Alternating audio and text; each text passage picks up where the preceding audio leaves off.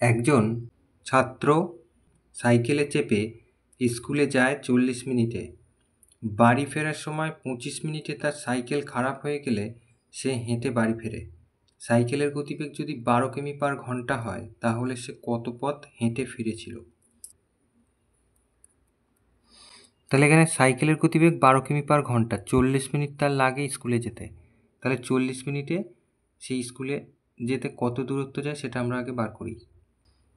তাহলে 1 ঘন্টা বা 60 মিনিটে যায়।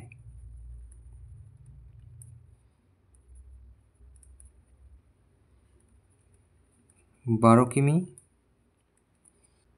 তাহলে 1 মিনিটে যায় 12/60 কিমি, তাহলে অতএব 40 মিনিটে যায়।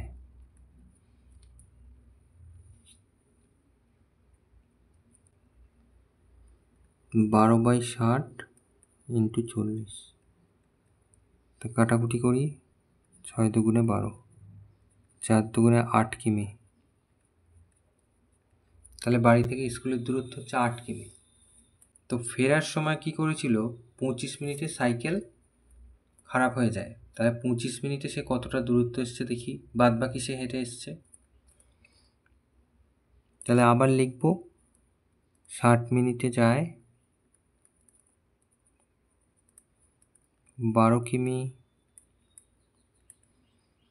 1 মিনিটে যায় 12/60 কিমি, আর 25 মিনিটে যায় 12/60 × 25, এত কিমি। তাহলে 5×12 = 60, 5×5 = 25, তাহলে 5 কিমি।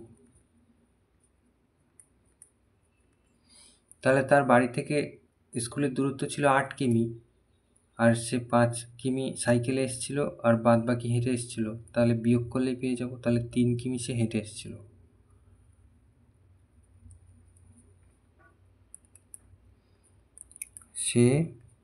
অতএব সে হেঁটে ফিরেছিল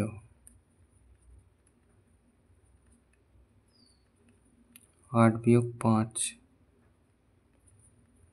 কিমি,